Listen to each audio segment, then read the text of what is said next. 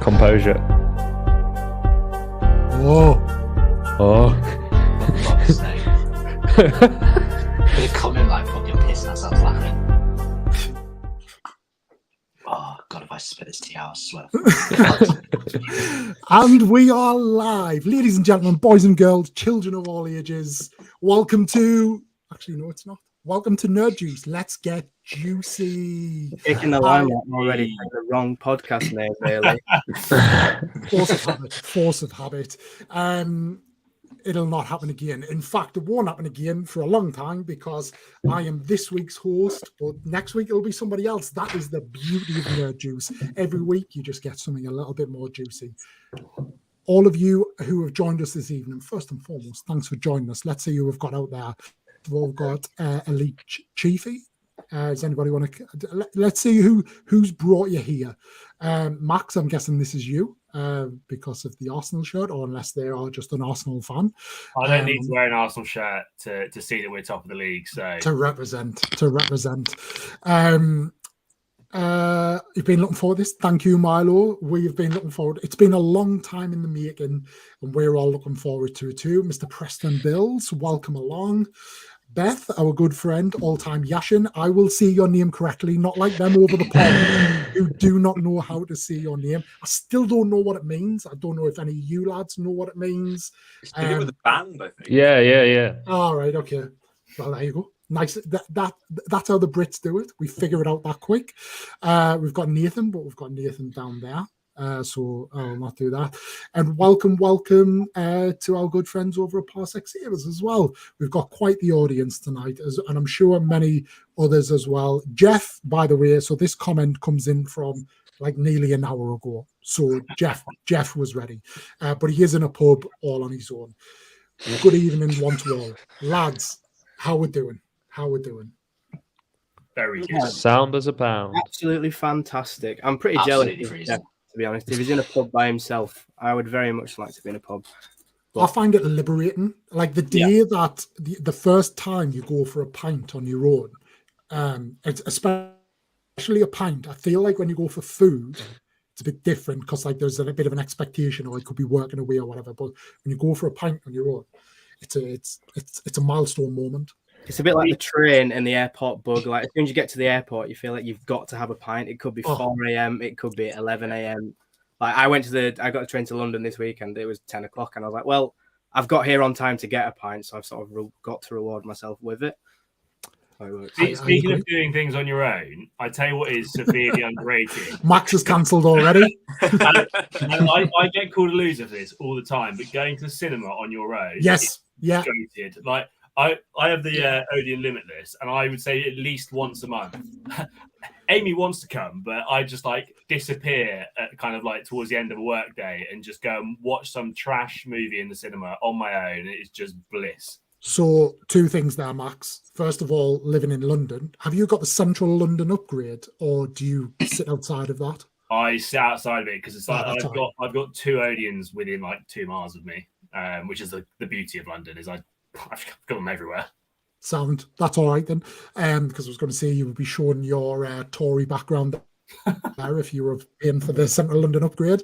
And then secondly, does Amy have one?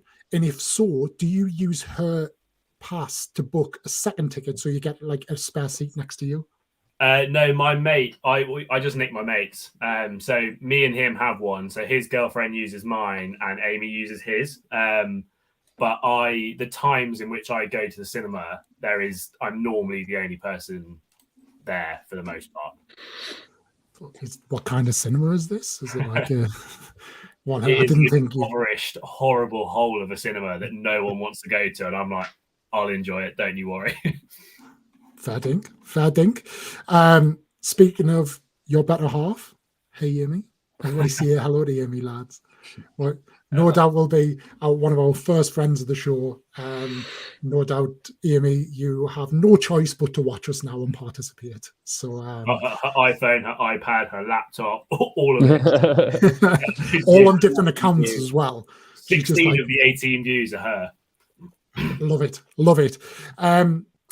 Before we get into like talking about pop culture, just wanted to take a couple of minutes just to explain like what's going on, because there's been a lot of questions and we've been a bit reluctant to answer because one, we trying to figure it out ourselves as well, but then obviously that's why we're here. We wanted you to tune in, create a bit of an intrigue.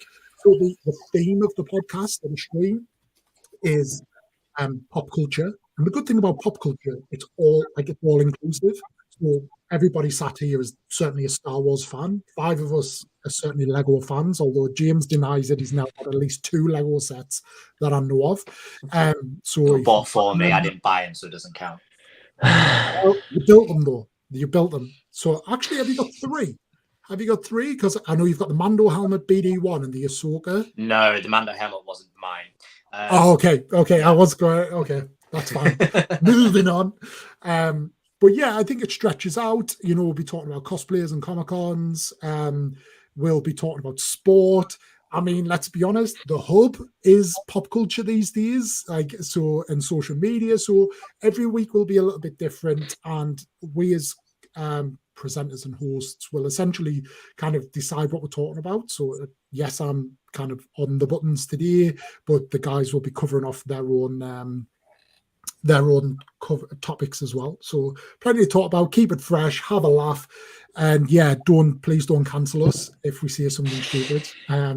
As well, from a format perspective, we've toyed around with it, but we're toyed around with like pre-recording, and I think initially we like that it's, you know, that you guys get to engage with us as an audience as we're chatting, but we'll probably start to incorporate some pre-recorded segments. We're keen to get together, be in a room together. Obviously, all of us are going to be at Star Wars Celebration.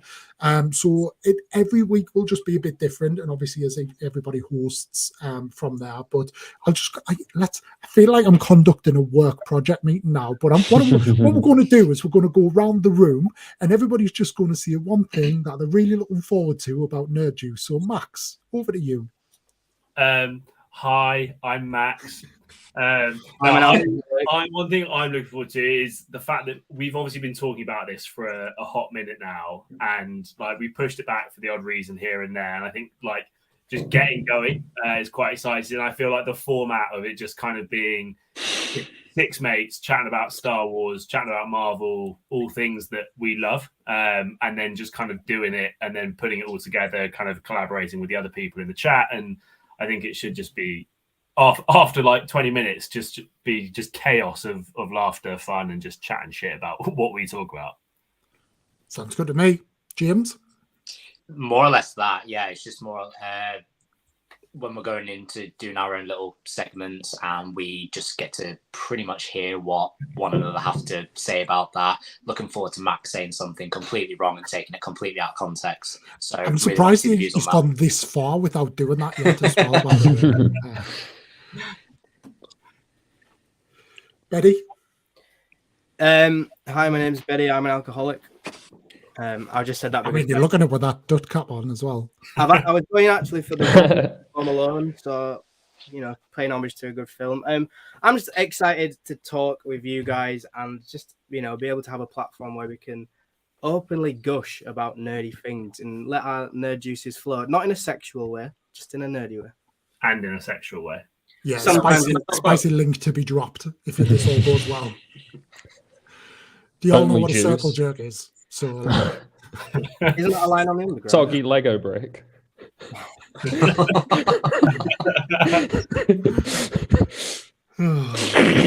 9 minutes erupted. 9 minutes. Nathan, fantastic start. Here's where Nathan brings it all the way back to a PG rating. I think we are a good group of lads, and there's a little bit You of think? competition. Agreed. Yeah. There's a bit of competition out there. There's a couple of other podcasts out there, and I think we've definitely got scope to be the best out there. So I'm looking forward to seeing where we can take this and what challenges we can overcome. Agreed. And Harvey, from his prison cell. What was the question? Yeah, I'm everything you said, and looking forward to the clips that will appear on TikTok taken out of context, and then everyone gets called names. Well, we've got about 10 minutes or 10 TikToks already from the first 10 minutes. So we're doing well. We're doing well. Nice one. What am I most looking forward to? Having friends to speak to and making depression. Because it's I'm quite lonely, you know. But no, all good. I'm really looking forward to doing this in person, is what I'm really looking forward to. For you lot in the comments and watching at home, we have no idea what these segments are going to be like. And we've got ideas, and you know, today is going to be a little bit different because we're introducing it, and there's probably a lot of like stuff to cover from the past, whereas obviously week on week it'll be a bit more current, although there is some very current stuff to talk about. But yeah, we want to kind of like, as you see with other podcasts do, create like some segments, some like very kind of like competition style, quiz style, but we'll obviously make it our own. So cool, great to kind of get your thoughts on what you'd like to see as well. We have got a Discord server, but it's the one thing I haven't linked. So we'll share that as well, and a good way to kind of share segments and all of that. Final thing as well, the last question that people have asked is about guests. So we are not kind of having traditional guests like I would have with the Opieverse or you will see on other podcasts. But what we're going to do within the spirit of doing some pre-recorded segments is try and get in front of people or do like a virtual offline interview, and then we'll clip it down and edit it, make it like a 10-15 minute segment that we can then play within the stream, just to kind of keep it far more snappy and get people of interest on for you. We really want to kind of reach out across pop culture, which again encompasses everyone, and try and get some cool people on there as well. So great to get some suggestions of anybody within that realm. So we're going to try and be really ambitious. I think Betty's already reached out to Mark Hamill. So yeah, we're going to try and be as kind of as ambitious as we can possibly be. The way that this will work with the six of us is there'll be weeks where people are not on because it's a Monday night and people are away, and we'll always try and keep the goal of us having six is that there'll always be someone to keep the lights on. If we drop below a certain number, we'll then just we'll see if we can bring people in and be like a guest host for a week, because we've had a lot of offers. I think it's fair to say there are a lot of people, no more so than our good friend Mike, who is keen to get involved, and we'll love to have you on, Mike, when you get your equipment sorted and all that. But there's a spot there for you if we're ever short. But I know there are others as well, like Jamie, the Brick Educator, as well from there. Anything to add, lads? Because I've just rambled on. I mean, as a Batman fan, I tried getting Heath Ledger booked for next week, but he never picked up. He's gone quiet. It's just gone AWOL for 10 years or so. Weird. He's the reason I started the podcast, really. Well, fair enough. It's a bit cold if you ask me, mate.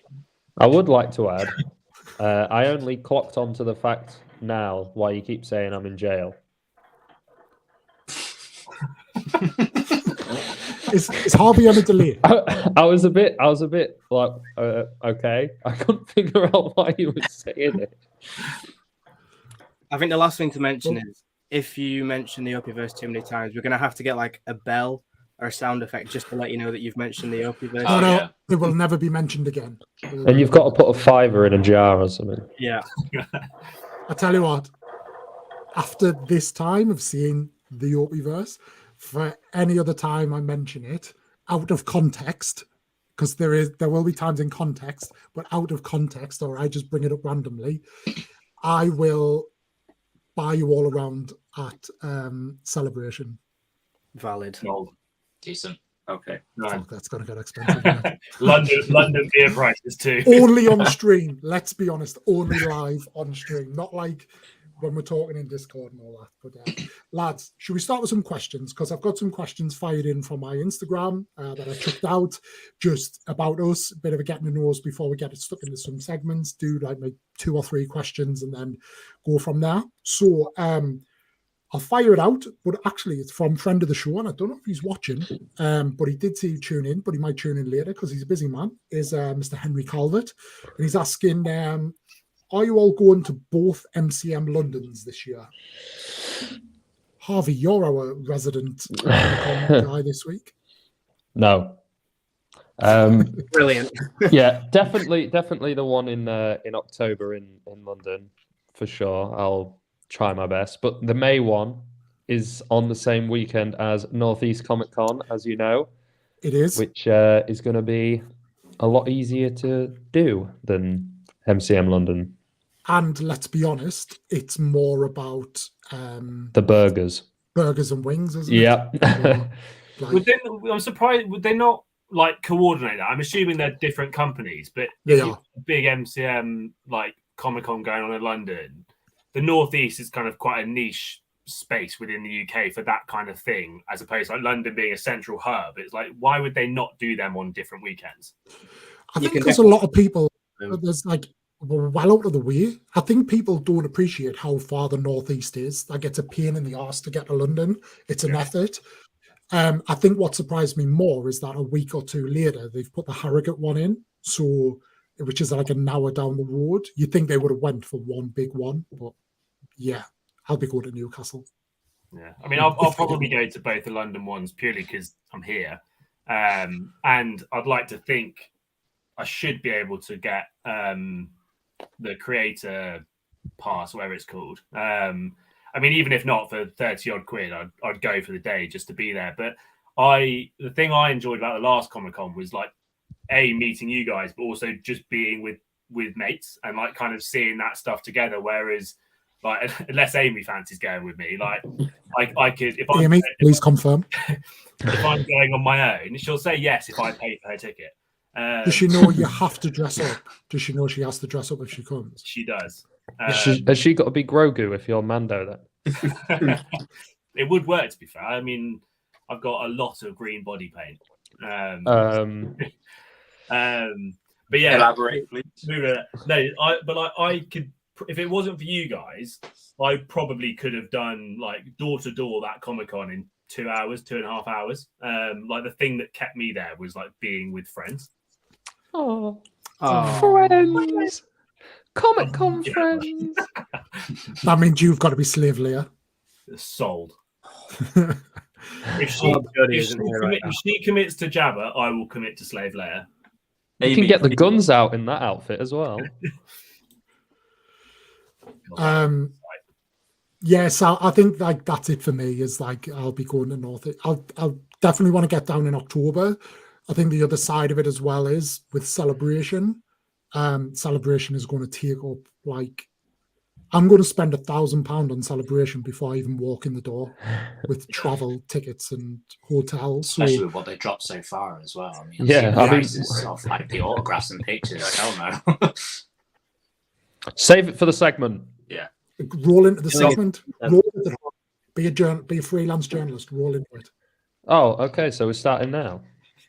We started 18 minutes ago. Yeah, I know, but I mean, I thut you was answering more questions from Instagram. No. Yeah. Okay. So swiftly segueing into the new segment, I'll be covering Comic Cons and cosplay. So obviously, the main one coming up, Star Wars Celebration. Raise your hand if you're going. Everyone, lovely. You two in the chat. I give hands. Yeah. Yeah, the hands. Do the hand up emoji. For our non-video watchers, everyone put their hand up. Yeah, okay. So, guest announcements. We've got some insane guest announcements, and I want to know from all of you, is there any that you're planning on meeting that have already been announced? And if not, who's the dream guest that you really want to meet, and how much would you be willing to pay to meet them? There is people going I want to meet, but after the prices dropped today, what were the prices? Because I've seen the people, but I didn't look at the prices. Right, so I'll pull them up because I've basically got it saved anyway because I've already bought one. Were they Ewan levels of? Yes, almost like everybody is very expensive. Hayden Christensen is £210. See, I would say Ashley that's cheap Eckstein now. He was 150. in but that was MCM Birmingham. Yeah. It was literally like a week before Kenobi or something. Yeah. It wasn't very long before. But yeah. Ashley Eckstein, for some reason, is £180. Katie Sackhoff, 110. I paid 60 quid for that at LFCC. Mads Mikkelsen, 125 for some reason. Bargain that one. Like I would rock up with like a Casino Royale chip and be like, I know this is celebration, but whilst you're here, would you mind just signing this? I'd be the exact same for Giancarlo Esposito. Yeah. You can't put Gus Fring in a room and expect me to not say hello and welcome to Los Players Demo Mats. I'll just put this out there now. I know who you're talking about, but I still haven't seen Breaking Bad. I don't know how many messages I sent you by now, Liam, to watch the fucking show. Content. Season 1's like, you can get it done in a night. If I sat through 16 hours of the Opieverse, you can sit through Breaking Bad. Anyway, Giancarlo Esposito. I've not seen that. That's £110. I watched the first series, by the way, and I couldn't get into it. But yeah, sorry, go on, Harvey. Yeah, £110 for Giancarlo Esposito. Just not bad. At Liverpool Comic Con back in November, I paid, I think it was £45 for a photo op with him. No way. Our celebration just adds a whole lot more money. Yeah. Them London prices. Totally. Are they more expensive because it's celebration and because it is London, or is it like that's just what they're charging nowadays? It's basically it's like a Star Wars tax, I guess, because it's a card specifically for Star Wars. They know they're going to charge more. They can do it easily. They can chuck like 50 quid on top because people are going to pay it regardless. Because like the whole concept to me is completely baffling. Like I remember going back and forth on like a few things with you guys pre-Comic-Con last year in like getting my Gimli Funko Pop sign. In my head, I was like, 50 quid, that is an extortionate amount of money just for like a 25-second interaction with someone who, as soon as I've left that table, couldn't give a shit about me, who I am, and like I will make no impact in his life whatsoever. Now, I absolutely love my Funko Pop that's signed by him, but like, and I get that it's no different to, I guess, spending 100 quid on a football ticket or something like that. But like the idea of Cameo and like paying to like spend 8 seconds with a celebrity seems to me very exploitative from the celebrities. But like, what are your opinions on that? Whether is that just the market? All right, this is my segment. Calm down. Rob. I mean, I've got no real context for this kind of thing because, I mean, like, this will be my first ever con to go to, and I figured if I'm going to do it, I'm going to do it with Celebration. So that's why I never really bothered with anything prior to this. But yeah, when I saw like the prices that dropped today, I had no clue what I was going into. I was thinking, is it going to be 50 quid to see, Hayden, or is it going to be like 500 to see him? I had no idea which way it would go. And the difficult thing is that obviously a lot of them are coming over from America, and in American cons, you will see those actors a lot more often, which means there is that cheaper price. But it's also the thing of, is it the actor who's charging that price to see them, or is it the markup by the events company making Celebration? Definitely the events company. Yeah. Like 100%. Whereas you think like MCM, the individual will have a little bit more control and say, well, they probably dictate, and then the event will add a premium, whereas it feels like it's more you do everything through the event. And there is it's Star Wars Celebration, so people are just, it's a tax basically. Do they get paid? Does Hayden that like 200 quid? Obviously, MCM or Celebration will take the cut, but like, do they get what they earn? So if they get 1,000 people take the pick with them, do they get that, or do they get like a flat? That's fee? what I want to know. I think it'll be a flat fee. They'll get a fee. Someone like Hayden now we'll pay you this amount. So that's probably where the price differs.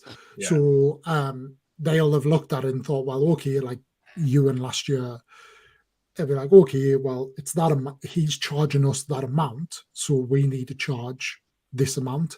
If you think about, I always forget the actor's name, but the guy who played Eddie in Stranger Things. Yeah.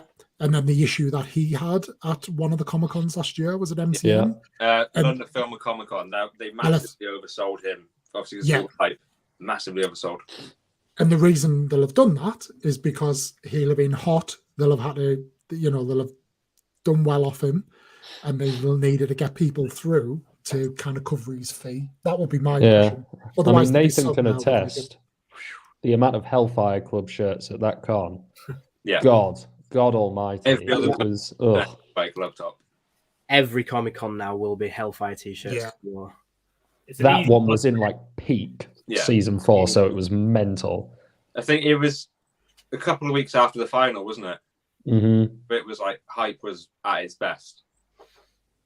And obviously they had David Harbour and Joseph Quinn there, so there was girls with trodden pants all over the place. It was mad. Was that not just from seeing you there, Harvey? You just swinging your lightsaber in the middle of the hallway, and it's just panty dropping everywhere. He takes out children's eyes everywhere because he doesn't look where he's in what context? What? Light swinging? Lightsaber. Right, okay. What about because obviously Celebration's the big one, and I think everything else will fall around it, especially for us outside of London.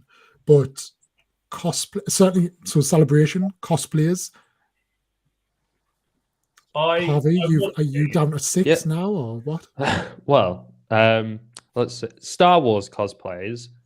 I've got Last Jedi Kylo Ren, Rise of Skywalker Kylo Ren, Darth Vader is almost finished. Luke Skywalker's in the works. Han Solo's in the works. Well, he's planned. I haven't actually bought anything for him yet.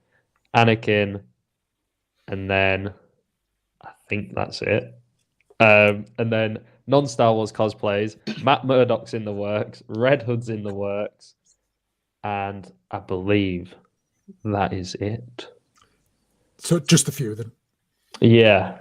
How much do you reckon you've spent on per cosplay? Do you budget, or do you just be like, I'm gonna do Daredevil and therefore just keep throwing money at it until Definitely has done that with Anakin. Yeah. Well, actually, I haven't because I've restrained myself from getting the 1-to-1 movie accurate tunic, which I've seen on Etsy. It's like 750 quid, and I think as soon as I've finished all of my other cosplays that are in the works, I'll Klarna that, and I think we'll be sorted. But yeah, celebration-wise, as it stands, Friday, no cosplay. Saturday, Anakin.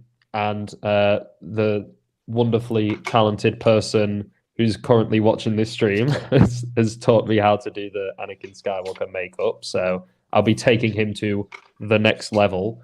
And then Sunday, Vader. Monday, Luke Skywalker, Mandalorian version. Anyone else? Celebration cosplays. Lay it on. So, James, just before we move on, you're sharing a room with Harvey at Celebration, right? Oh, yeah. He's got a zip up my back for Vader. How much are you looking forward to dressing Harvey? I didn't even know that was part of the terms and fucking conditions. If I was just going to share a room with you. Never even discussed that. I was going to say, right now. How do you feel about waking up at 6 a.m. as I'm crying and my makeup's running because I can't get it right? I'm just getting flashbacks of my ex already, but fine. I'm excited for the picture of you two with Hayden, with Harvey in full cosplay, and you in a jeans, just like it's Hayden, and Harvey there like doing all this. Like. That was basically me at MCM walking around with him. Can I get a picture with him? Yeah. James, still on board. Are you still not cosplaying? I genuinely don't have the money for it, unfortunately. I mean, I've got like a couple of helmets, but that's it. Is otherwise it would just be me like walking around in a hoodie and jeans with like a Mando helmet on, and that'll kind of be it. Mando has casual Fridays. Yeah, like a casual Friday, I guess. But no, I've not made remove his helmet. Yeah, I've not made any plans whatsoever to cosplay when I get to Celebration, and I'm kind of like worried that I'm literally going to be like the odd one out, and yeah, it's going to stick out like a. You can hold the camera. Yeah, that'll be my role entirely. That's not depressing. I'm gonna have a split because I don't really want to spend my whole time worrying about like how my costume's looking. But obviously, I've got some like cool nerdy t-shirts I like wearing as well, so I want to get the balance. So I'm doing a Han Solo one, which I did at MCM, which I think is probably one of the easiest like Halloween costumes I'll have for the rest of my life. It's a shirt, it's trousers, and a waistcoat. And then the other one I've got is Inquisitor Cal Kestis because I sort of feel obligated to do it because I won an Inquisitor lightsaber from Padawan Outpost. So it pretty much paid for like the rest of the costume. So I sort of just have to have it. And it looks amazing. So oh, Milo in the chat, pull that up. I've just seen it. Yeah. I saw that and I'm like, how am I taking this? So... Very sussy, but I like it. Shave your legs, get a skirt on. And then apparently, get rid of my beard, and you're already looking at Kate Sackhoff, apparently. So. Well, put the helmet on. Who's going to know? You can charge £150. Just get a padded bra. Yeah, I don't think that's necessary with me nowadays. But okay. I feel it. Liam, are you cosplaying? Yes. Yeah. So I'm going days or do. I might do two. I might do two. So I'm definitely doing one version of Boba Fett, and then I might do a second. But I think the second would actually work. And James, this could loop you in. It could actually work if we do something collaboratively with helmets and Hawaiian shirts. But yeah, my main one, which I'm currently on the route to doing, is like swaggy Boba Fett. So I've got my Boba Fett tracksuit. I'm going to get the Boba Fett helmet, but I want the original one, not the new one. And then like a load of costume jewelry, get some green Air Force Ones or Jordans, and then just pop around celebration, just like swaggy Boba Fett. Yeah. Looking more like Paul Breach. Oh my god. I was really hoping his name would not come up in this podcast. He's everywhere. What about you, Max? I want to, like, obviously, I keep getting people in my comments giving it all like look like Pedro Pascal and all that, especially when I have like my moustache shaved rather than like my full beard. And like I got the bug at Comic-Con. I was like, I'll look at it, see like how accessible it is.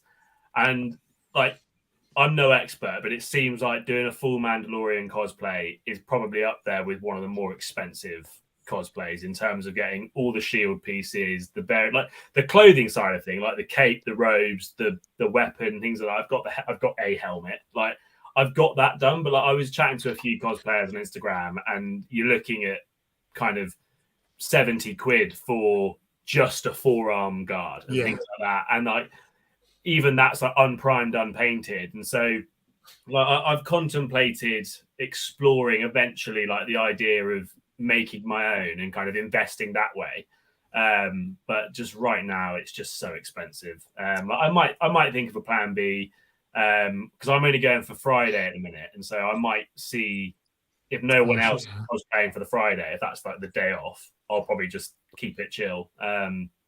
If not, if people are doing things and we're committing, then I think I would probably come up with something like low key but still imaginative, like kind of like how you're doing yours, but like so still getting involved with it, but with relative little investment. It could be like me and you, could be like Run DMC, but like Run DM Mandos, and then like you as Mando and I'll be Boba. Well, get James as Bo-Katan as well, then boom. Yeah, love it. Nathan, no plans as such, because it is so expensive. I've cosplayed before. I've done Carl from The Walking Dead back when I had long hair, which is quite fun. Which is a picture that you all need to see, by the way. Yeah, I've never known you had long hair. Yeah, it was a long time ago. I think all their pictures are deleted now. I've cast them into the fire. But no, I'd like to do something. I think a Hawaiian t-shirt and a helmet, like you said, we discussed before, could be a good idea. Pretty easy. I would definitely do that on the Friday. Like if we all squadded up in helmets and Hawaiian co-ord outfit, I think that would be funny if we all committed to it. Throw back to the Lego Star Wars games. Yeah. I did look at potentially that as an option, but yeah, coconut drinks. I remember your idea of us doing like the stormtroopers smugglers.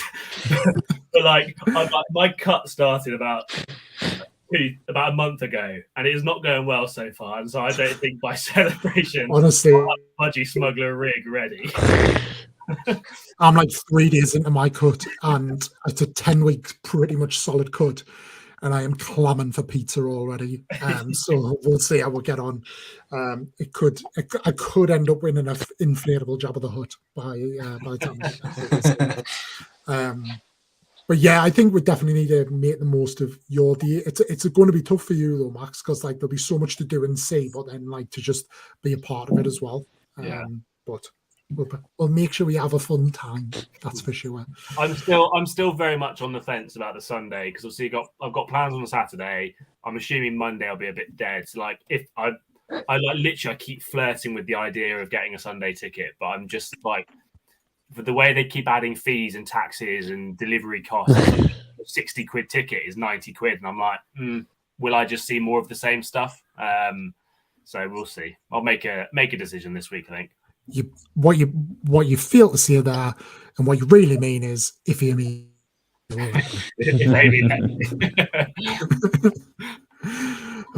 a good one. I love it because she's a good one. So yeah, I mean, like throughout the year on this, there'll be many more coming on. I mean, there seems like there's cons left, right, and centre now, which is obviously great. So yeah, we'll keep you tuned. It'd be good to see people there. So it'd be good to link up and see people out and about with the nerds. I did see this comment from Anna earlier that I wanted to loop back to about like how long we've known each other and then how we got started. Any volunteers want to go down story time? Well, the podcast started because Liam decided to get rid of the Opieverse, and then within 3 days, the Opieverse. And so got a DM, and it's like, what do you guys think of starting a podcast? No, it was. I think a lot of it stemmed from kind of just generally being kind of becoming friends over the last year or so, and obviously we're in this community, so we all have similar interests, similar outlooks on these things, but all with like differing opinions, which I'm sure we'll get to when we start talking about like Andor and Bad Batch and things like that. But like, it just seemed like a good space to kind of start a podcast, have 6 people just chatting as if we would if there wasn't an audience, and just kind of see where it goes, have a bit of fun with it. Indeed. And as far as knowing each other, I mean, probably known Harvey the longest, I reckon. Yeah, since I was born. Since you were born, yeah, son. Same with that one as well. James probably soon after, but even though he still doesn't follow me on TikTok, but you know why I can't. I followed you on the backup account though. That's what. You still that's post one on thing that I one? can do. Yeah, like I'm still getting shit from that. Like for months, it's been stuck at like, oh, Veritas is only following 41 people. It's like, yeah, because if I follow any more, I ain't gonna see anybody. Like I just remain hidden from everybody's For You page. It's bullshit. So that's why I got the backup account, and that's why I followed you there. Lovely. Forgot what I was saying, but yeah, like that's like how it's. I think like we've all kind of just got to know each other more so through TikTok, particularly Lego TikTok, and then Harvey and James are cousins. James creates Star Wars content. That's not annoying, Harvey. Thanks, Harvey. You're welcome. So yeah, just a bit of a process over the last couple of years. And another question from Anna, just before we roll off the cosplay stuff, but again, Harvey, this probably more so for you, but do you document? I know you've done content of you dressed in your cosplay, but have you thought about like vlogging it at all? Or yeah, I think I might record parts of me destroying my Vader outfit for the battle damage look. It would have been good to clip me burning my hand earlier today. That would have been quite funny, as I'm like that, you know. Trying to burn that would have clothes been with a lighter, with a clipper. Well, all I have is a clipper, so you know. But then, like, I ended up ripping it because it wasn't burning very well. It was just making these tiny little holes, and I was sat there for ages. It wasn't doing anything.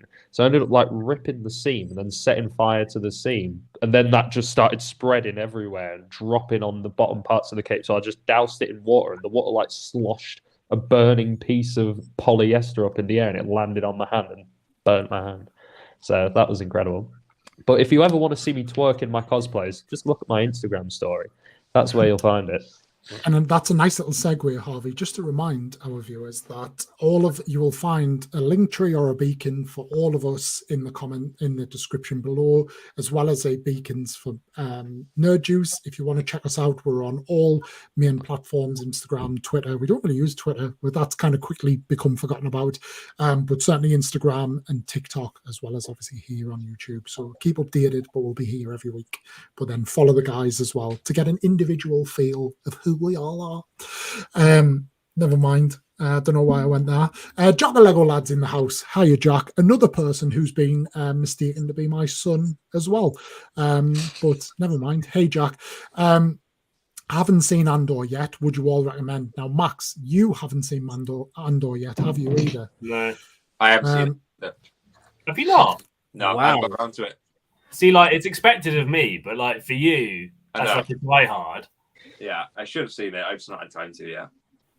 Yeah, I think I watched. I think I did this before coming on your non-named podcast, Liam. You can see it. I can't. Andor was around that time, and obviously they released the first 3 episodes, and I watched them.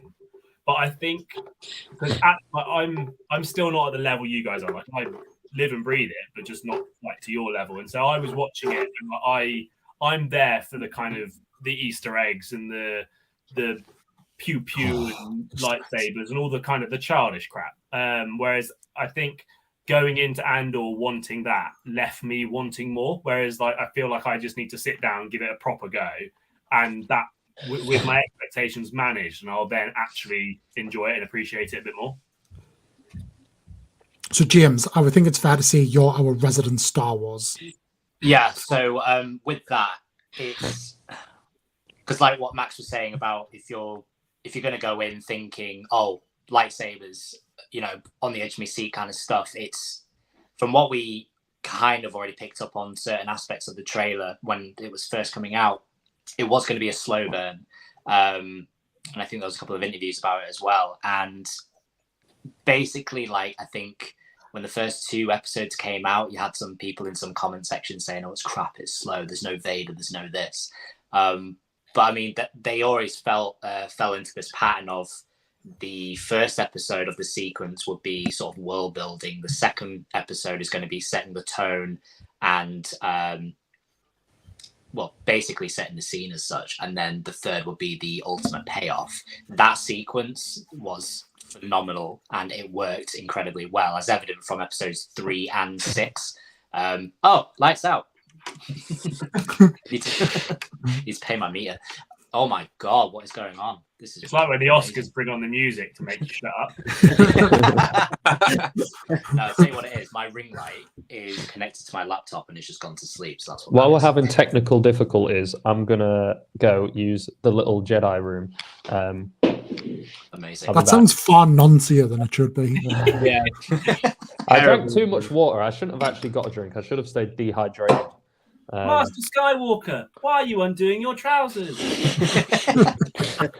Get in my starship. I've got some candy. Anyway, Oh, Harvey. Okay, there you go.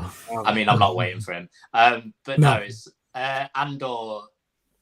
I mean, because I know that there's people in the chat now that says that they haven't seen it, so I'm going to try and keep this relatively spoiler-free.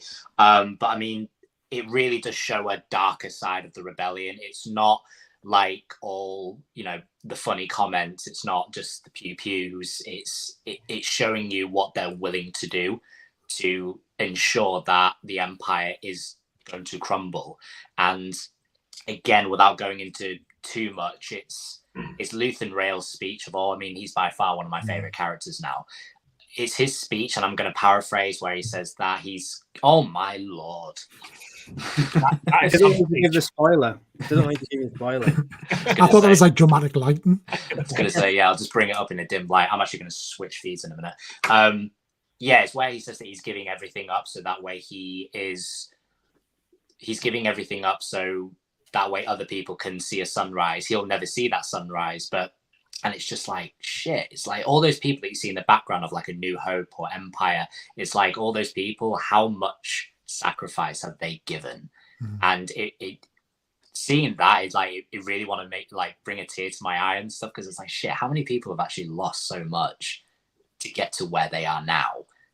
But it was just a huge eye opener seeing like the rebellion in that light, that they're willing to do like questionable, dirty stuff to just get shit done, basically. And I think as well, Andor brings a whole new, mature level of storytelling to the Star Wars universe. Like the arcs themselves, where you're working with people from all different parts, and I think especially the prison arc at the end of Andor is really dark themes of something that you usually see in other TV programs like Prison Break. Easy to say because they're breaking out of a prison, but they're like Breaking Bad, where you've got these real dark moments with these characters, and you can see how they change as people and how their influences then influence Cassian Andor, who we know from Rogue One. We can see where those connections are made and how he becomes the person he is by that film. And like you said, James, seeing the sunset that Luthen talks about at the end of Rogue One as the Death Star is there blowing them up is the complete, cinematographic, masterpiece portrait moment of going full circle and seeing that sacrifice. I get like a question for you both. Like, well, I guess the three of you that have seen it, like a lot of what I see on like social media about it is that it is the best Star Wars media we've ever had. And I'm like, I look at that because I like the other Star Wars medias, and I look at this that I couldn't get 3 episodes through without being a little bit bored. And I'm like, what have I like truly missed in this show? Like, do you agree with that, or is that kind of a little bit of a bandwagon that people are trying to be a little bit edgy and go, oh, yeah, actually, this is the best Star Wars media there is? I agree. I mean, I said that at the time.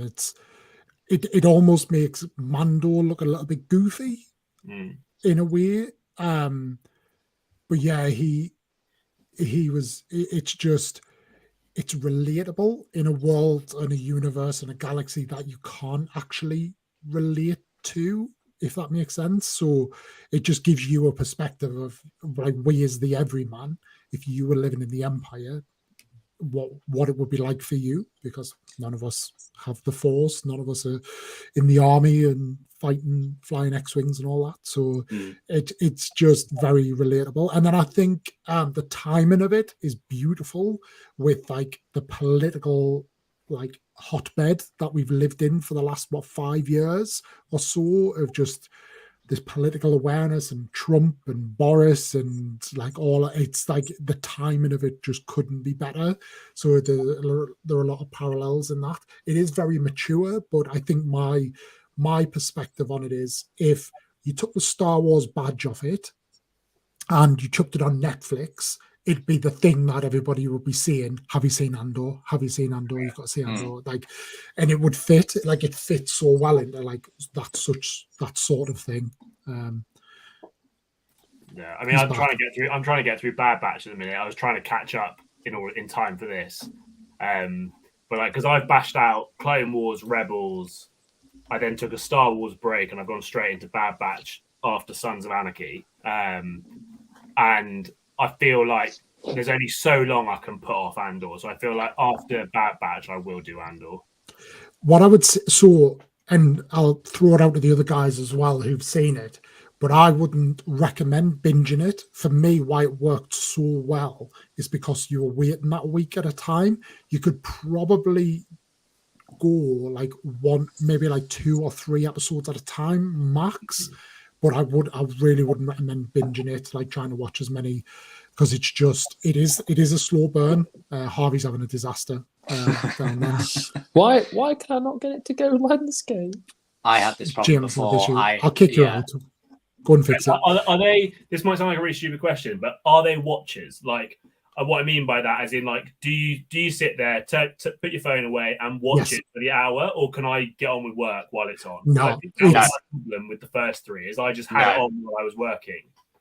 No, 100% no. It's something that you do really need to pay attention to, because it's it's their subtleties of how they're speaking. This is why I love the dialogue, because it's not typical I hate sand. It's none of that shit. It's so mature, it's so adult, and the way that they have to speak to each other, it's this art of subtlety, that they know exactly what they're saying, and obviously because of where they are, they have to be very careful. Like the whole, again, it's not really a big spoiler, but it's where, like, when they have to go and like basically have their little meeting in the art gallery, the antiquity store, sorry. Yeah. It's that element where it's like it's basically all here. Like, this is like where like the big decision making is happening right here in this antiquity store, and we have to put on this big, like, this sort of like performance in front of a couple of other people that might be listening in or watching in. Let's go to the back where I can show you this thing, and then they're just getting right down into like the dirty details. So it's absolutely something that, you know, phones away, laptops off, pay attention, because you'll miss something quite vital in that sense. And I think from a sort of a cinematography perspective, the eye is one of the most beautiful things I've seen as like a visual effect. There's been times where I think, especially of Marvel, there's sort of been some questions about the VFX on that and whatever there. But as a sequence, the whole sort of arc about the eye is, when you see the eye, you understand. And there's a whole cult religion that follows just the eye on this planet. And then when you actually see it happen, you're like, holy shit, I understand why there is this build up to it. Yeah. It would have been brilliant to have seen that scene in the cinema. Yeah. And we're desperate for a new Star Wars film now. Which scene was that again? The eye, so it's when he leaves the planet. And there's the eye, and then they fly through, and there's it's like the it was like the Northern Lights on crack, basically, like more. Yeah. It was about that time, actually, when that episode came out. I just got like some synchronized TV lights as well, and I thought, great. And yeah, if you have anything like that, by all means, like, crack on, because it is fantastic to be able to see all of that going on onto your wall. Amazing. Indeed. Speaking of that, Liam, does anyone know of any like Star Wars films in the works? Like, are there anything pending, or is it just radio silence at the minute? They keep changing stuff, don't they? Stuff's like the projects are happening, but then stuff keeps changing from like it's going to be a TV show to a movie, or like there's rumors of it. So it's hard to keep up with what's what. But with stuff like that, where it's like, where it comes to release dates and this person's been cast, I'm trying not to pay too much attention to. Like, and if I am going to pay attention to that, I'm only going to recognize that as just a rumor until something more substantial has come through. I mean, like with the Ahsoka stuff, I think we have Harrison Doula's characters confirmed, but we don't have an actor for them yet. So it's little things like that. Mary Elizabeth Winstead now, isn't it? Yeah, I heard that.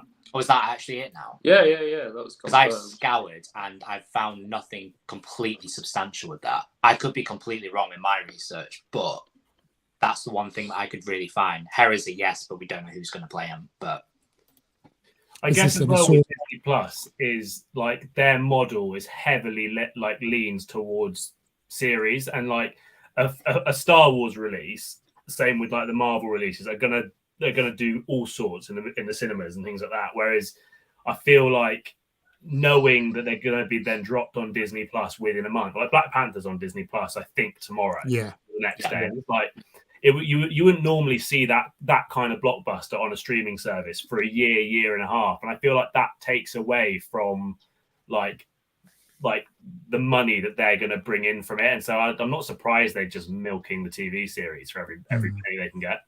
I do also so this is sort of sinking over to Marvel. One of my worries is that the way that they do the trailers at the minute, there is so much key information in the trailers. You sort of know, like after seeing it, can I wait to see this on Disney Plus, or do I need to go to the cinema to see like an immediate spoiler? It's almost you're judging the film now based on whether is it worth getting spoiled for me or not. I do agree from a Marvel perspective, but to the absolute contrary, Star Wars do absolute opposite. Like it feels like they show you so much in a trailer, then within the first 3 episodes, you've seen all of those bits, and then all of a sudden, you've got a series ahead of you, most of the series ahead of you that is totally unknown. So yeah, Star Wars, and I know it's easy to kind of draw the comparisons because they're both under that kind of Disney banner, but I think what's clear creatively as well as like style wise is that they are operated very differently. And you see that quite well in their trailers because like Marvel isn't scared to sort of troll their fans. So like you'll have like what you said, Liam, where you'll have all these trailers from Star Wars that's showing you, oh yeah, I've already seen that on the first episode. I've got another 9 episodes to go, and I've not even seen anything going on in the trailer. Whereas Marvel will just like change little things here and there to basically throw you off. I think it was it Infinity War, whether you had like Hulk running in the background towards like the camera or something, but then he wasn't actually there. So it's those things that they just throw this curveball at you, and it's kind of a clever way of doing it because it's really throwing you off and you don't know what to expect. Like, because now every time I see a trailer going in, like with the Ant-Man and the Wasp trailer that's just come out, I don't know how much of that is like what I'm really going to see in the cinema or what. See, I don't get the point. I don't get the point of doing that. Like the whole Hulk and Infinity War thing. Like, I don't. For movies that I know that I'm going to go and watch, Marvel, Star Wars, DC, like the classic blockbusters, I don't watch any trailers. I don't read about them. The first thing I hear or know about them is when I'm in the movie. I couldn't even tell you what the name of the new Ant-Man is because of like, I just refuse to engage in it until I can get that like initial hit.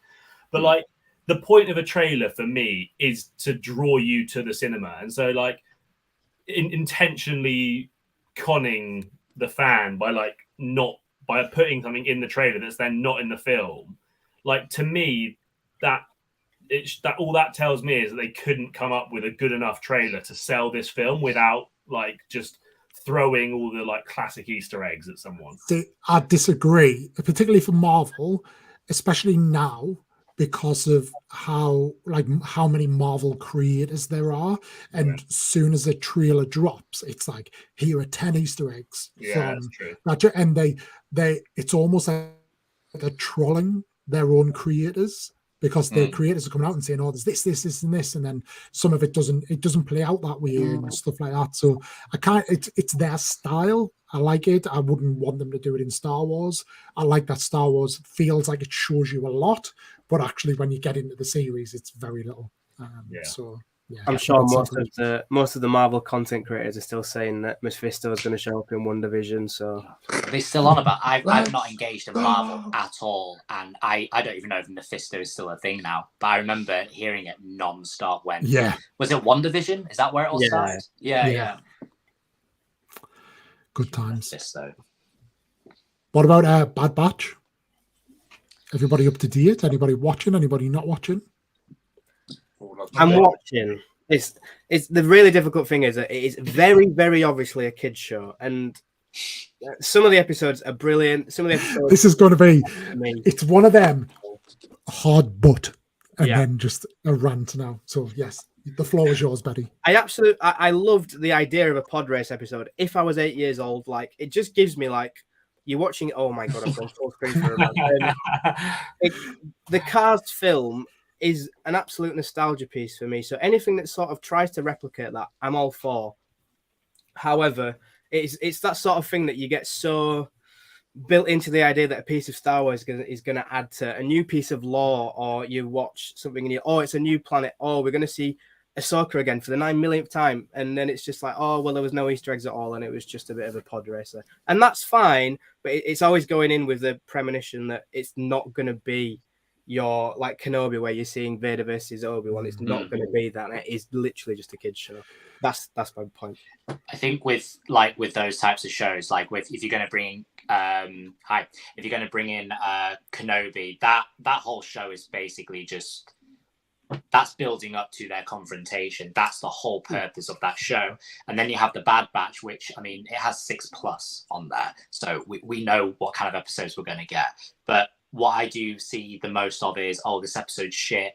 It didn't progress the story. But, like, I didn't hear any of that complaining when the Clone Wars was on. So, like, all I'm hearing complaining is about the arcs. Because TikTok didn't exist then. Well, it's probably. But, like...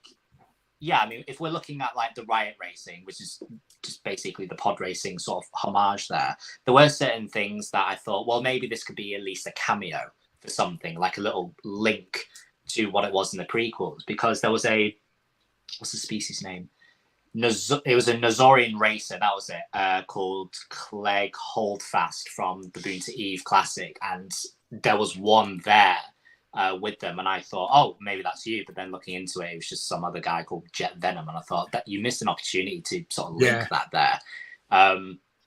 But I mean, if anything, when you do get those episodes, and we've seen this at least 2 or 3 times now with Tech, they are developing his character. And I have a bad feeling about I'd see him because like, if you like, what really happens when you develop someone's character, just not seemingly out of nowhere, but when they start to put a character a little bit more into these episodes, and then they start to develop him, and then he becomes more likable. Are they gearing up to killing him off? Because that's just going to hurt a lot if it ends up being that way. One of them's got to go, surely. I can't see any of them having a happy ending, but like I was saying with Tech, it's not that kind of show. We've already established it's 6+. Yeah, they all produce bad batches. I mean, but no, with Tech, I'm feeling he's gonna go, because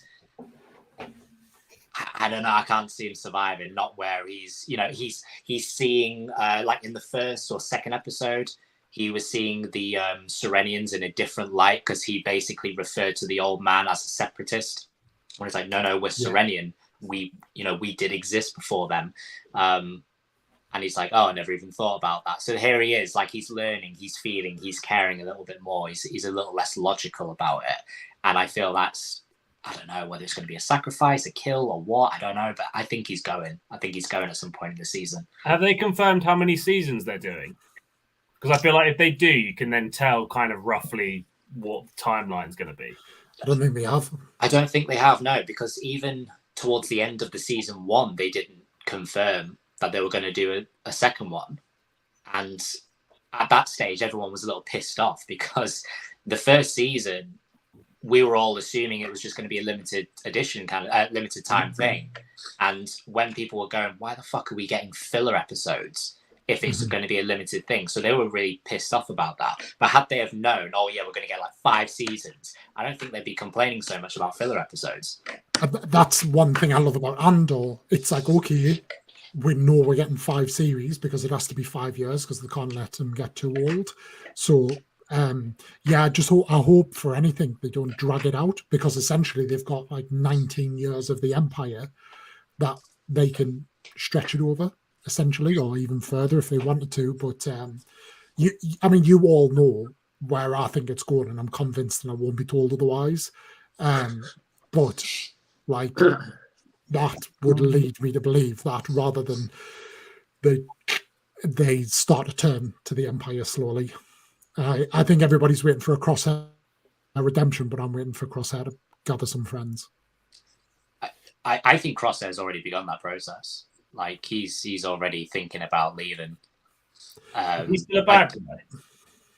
He's part of the Empire. Because I'm only on episode like 6 or 7 in season 1, and I having my only knowledge of the Bad Batch being from the Lego set and the 1 or 2 episodes in the Clone Wars.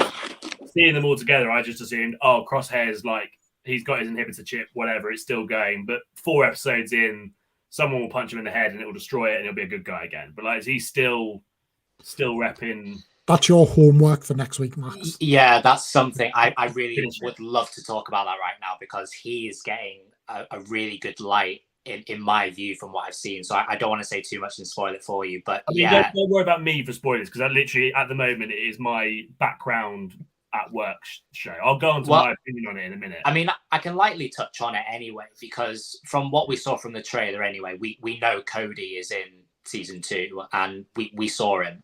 And where we're seeing Crosshair now, we're seeing those subtle little moments where he's thinking about, shit, what am I doing?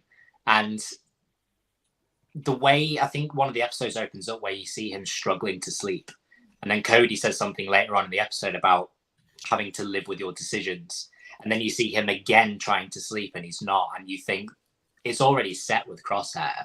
This whole business of joining the Empire, it's not there anymore. I think he's starting to realize, shit, I really shouldn't be doing this. And without going too much into it, again, there is an option that Crosshair can take, that if he wants to leave, he can. Subtly, of course, without, alerting them of what they're doing, but he has that option if he wanted to take it. And I think this is probably where it is going to go. He's going to end up leaving and joining back up with them. One thing that I noticed going back about struggling to sleep, I thought that was very similar to Agent Callus in Rebels when he was sort of, oh, hello. In Rebels, when Callus was sort of having doubts about being in the Empire, you'd see scenes like that when he'd wake up in his barracks after being with the Rebels, and there's just nothing there at all. I thought that was very similar to Crosshair when he woke up and he's just in that plane room. Obviously, we saw in season 1. It was in season 1 of the Clone Wars when they're in their barracks, the Bad Batch, and they've got all this stuff there.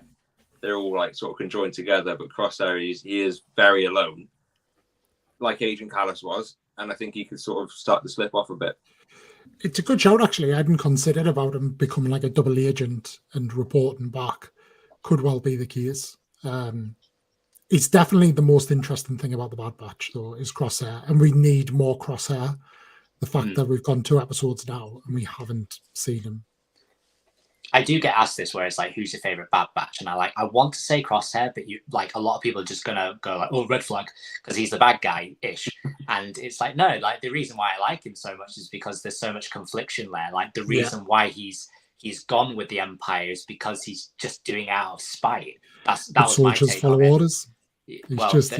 Yeah, there was that. But where, again, I'm thinking of Max when I'm saying this, where he does what he does, and it's it's kind of revealed, he does have a bit of a choice involved about whether or not he's being with the Empire or not. And the reasoning why he's going with the Empire, I thought, really? Do you not really want to just get away with him? But he's holding on to the firm belief of, you guys fucked me over here. So, I'm just going to go ahead and stay with these guys and we'll be good. But this is why I think with this episode, I think Cody's got a little bit into his head. He's giving him some clarity about why he's struggling to sleep. He may not have been aware of why he couldn't. And then where it's like, oh yeah, you have to live with these decisions. And then he's thinking, shit, yeah, I do have to live with these decisions. And it's just one of them things. Well, my initial thought so far of the Bad Batch is so having gone Clone Wars and Rebels back to back, I thought Clone Wars was, I would say, 6 out of 10 tops. It was good. I enjoyed it. It was good. But I loved Rebels. I'd say Rebels so far is probably one of my favorite pieces of Star Wars media. But then having then gone into Bad Batch and knowing that Rebels was a kid's show and still liked it, Bad Batch being a kid's show irritates me. I feel like with the personalities that the main characters of the Bad Batch are, Bad Batchies, I feel like it was the perfect opportunity for Star Wars or for Disney to kind of make it a 16 plus or an 18 plus show where it is a little bit more risque, grown up. I don't know if have you guys seen Invincible on Amazon Prime? It's like a Family Guy's Marvel crossover. There's swearing, there's blood, there's guts, there's gore. It's like The Boys but animated. And I feel like Disney and Star Wars would never do it because obviously their core audience are the kids. But I feel like the Bad Batch and the personality and rapport that they've all got with each other, it would have been such a good opportunity to have that slightly more grown up animated show. Get out, Jeff. I think so what I would say, Max, is get caught up, because you're nearly there. Get caught up as soon as you can, and it'd be good for you to take that segment, having kind of it all fresh in your mind, caught up, and give your opinion on the Bad Batch from there, watching it through a different way, and then secondly, round the room, Amiga impressions. I'll start us off because I'm that kind of guy, it's lead by example. But Rika, there you go. My name's Amiga. I'm made of rock. Awful. Rika?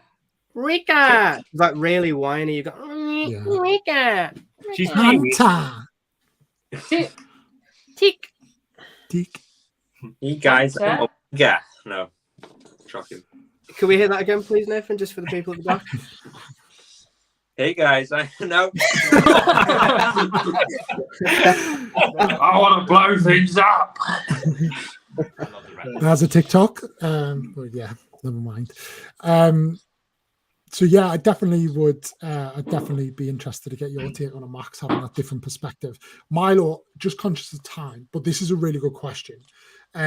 What I'd say is we'll put this in as a segment next week because I think both comic books and novels.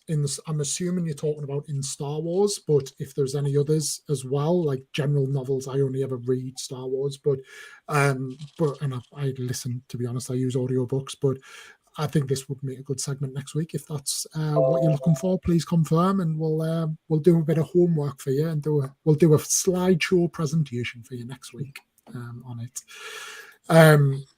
But yeah, anything else we want to cover off on Star Wars TV and films before we move on? Nope. Lush.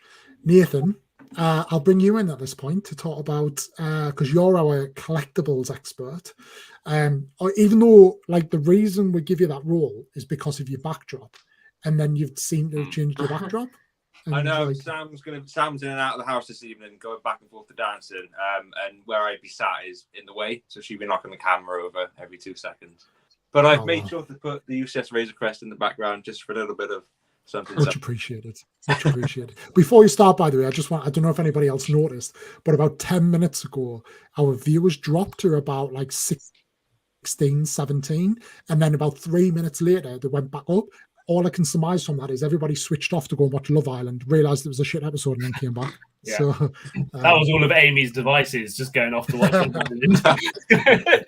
Liam, you're implying that there's a good episode of Love Island. Well, Love Island there. have you seen Maya Jama? So, like, we'll leave it there. I haven't watched Love Island for a few years now, but there is... I can't, like, winter Love Island shouldn't be a thing. Like, you're just not in the vibe. I can get away with summer one casually, but no, not winter one. Anyway, Nathan, Lego collectibles. Okay, I'm gonna start off with Funko Pops because I got some pretty strong opinions of those. Is he going to try and sell us Funko Pops here, by the way? Because I'm sick of this. No. So, I put in recently. I had a pretty sizable collection of Funko Pops. I had lots of Walking Dead ones, Star Wars, Marvel, and I've since condensed that to just my autograph ones and 3 or 4 Star Wars ones. I just got bored of them. I really think they've oversaturated the market. They'll make a Funko Pop of anything and everything at the minute, even if it doesn't deserve one. So there's too many of them out there. They're going to lose their value soon. I think the bubble has definitely popped. So I was like, well, I've got all these that I don't want. I can just sell them, get Lego that will potentially hold its value a bit more than Pops. Which I think was a good thing to do because, as I said, the bubble has burst. I know that Max, you've still got quite a few. You are still purchasing some. They are Funko Pops in your background, aren't they? Yeah, the ones that I'm keeping. Okay, the bubble has burst. Clarify. Yeah. I think with Funko Pops, I have genuinely like. 1 week I'll be obsessed with them, and then my opinion of them will fall off a cliff overnight. Like I probably have 20, I reckon, and like, I've just got them all displayed on stands. Like they're not just in boxes in rooms, and like I'll see the occasional one that I love, and like my collection is basically like all of the main characters from DC, Marvel, Star Wars. I have one of each, and that does me. So I've got like the Avengers, I've got the Mandalorian, I've got Luke, I've got Vader, I've got Batman, and that's it. What I don't get is as you said, Nathan, is like the oversaturation of it is like I don't need 65 variants of Captain America. And like I think as well, your thing about the valuation is when it comes to adult toys, not adult toys. Not in a My time to shine. No, when it comes to adult collectibles, I mean, one thing that I look at when I'm collecting things like this is I don't look at it to kind of resell it and for its value, but it definitely helps. Like having that collectible item, like having I've got a Lego Thrawn, I've got this Lando figure, like that's 120 quid worth of Lego there. Whereas, and like there's something about that like I always take pride on having. Whereas like with the Funko Pops, I don't think I've ever seen any of my Funko Pops go above 13, 14 quid, and I'm just like, that lack of exclusivity on it kind of takes away from my care. I don't know if any of you guys like have any like major collectibles like that or what. So I used to have a few of like, so in America they do like Smuggler's Bounties boxes, and I think you can get ones for up to like 50, 60 pounds, and then there is a huge gap to sort of like the 400, 500 pounds, and they're pretty much like the first ever runs of Star Wars Pops, which for me, it's a bit like, you know, a first variation of like a Luke Skywalker minifigure. I would much rather choose the exclusive, better looking one than just it being like the yellow head, wrong hair version. So I think that's sort of where Lego is really good at doing the. I don't think it's purposefully exclusive figures, but the idea of like Thrawn being, you know, you can't get that, or Zeb. The Rebels are all great examples because they are pretty much one of ones where you can only get those sort of figures in those sets, and then that's it. Yeah, I am slowly getting into Lego minifigures, which I absolutely hate. I think it stems from selling them. That like I'll pick up like this Lando, for example, I picked up for an absolutely banging deal, and the plan was literally flip it, make 40, 50 quid profit on it. But then as soon as it arrived and I unwrapped it and I saw that patterned gold cloak or Thrawn's like really crisp blue details, I was like, nah, that's going on the shelf. We're keeping that one. Now I have about 400 or 500 quid worth of minifigures that were due to be on Bricklink that are just now sat on my shelf and staying there for the foreseeable future. They don't take up much space either, though, so you can easily collect them. Exactly. I did that once with like, you know, the OG Boba Fett, obviously not the Cloud City one, but like the one that's worth like 25 quid. I got that one and I really wanted it for myself, but I ended up, because I got a really good deal on it, doing it to flip and make like 20 quid on it. But then I was like, I couldn't bring myself to do it. So I was like, you know what? I'll just put it up. I'll put it up for 55 quid so no one will buy it. And then I can, and then it'll make me sleep easier at night. And then the Book of Boba Fett came out. I didn't realise the price of the figure shot up and it sold for 55 quid. And I was distraught and happy at the same time. If it helps, I've got 2 on my Bricklink store if you want to rebuy one. Shameless plugs. I think I would say as well though, like with Lego sets, there are good figures in pretty much most Lego sets now. Like the Scythe, you had a great figure selection.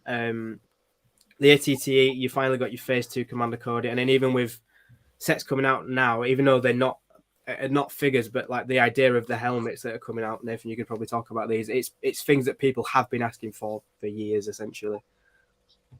Yeah, jumping onto the helmets. I don't know if it's March or May. We've got the Phase 2 Clone Trooper helmet coming out with Black Series. Yeah, so awesome! I can't wait for that. But I'm going to learn from my past mistakes on buying a helmet on day one release. Bo-Katan paid 150 quid for that. Fucking don't. It's been on sale for around 50 quid 4 or 5 times. Yeah, that bastard behind me cost me 140 odd quid. And what it's about 55. Is it 50, 55? On Amazon today. Yeah, that's bullshit. Like, I'm sorry, but no. I just don't accept if you're listening.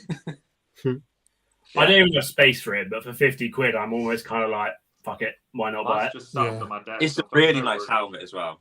It is a good helmet, and it's like now that I know what it is now, I'm there thinking like, what is Bo-Katan really worth? 150 plus, probably, but like for now, it is just shining a light on to say maybe they are really struggling to sell that. But I always figured like, well, if you can afford the helmet, but you're like, oh, but I've got no space. It's like I keep forgetting about the they're like they're the bicycle helmets, basically like a rod that sticks out of like the wall and you just hang it up on there. Yeah. You know what I'm saying? Yeah. So I keep forgetting about those kind of things. So I mean, there is that option, but yeah, absolutely pissed off that it's basically 120 quid cheaper than what I paid. Yeah, so just learn from our mistakes and wait for a sale for the face suit clone helmet. Just wait, at least 20% off, something like that. Well, I'm too late on that because I've pre-ordered the face suit clone helmet Black Series. I think that will hold its value. Yeah, I genuinely think it will, because there is your template, and now you're going to get all sorts of variants that come straight after. So I think the original helmet is really going to hold there for a good long time.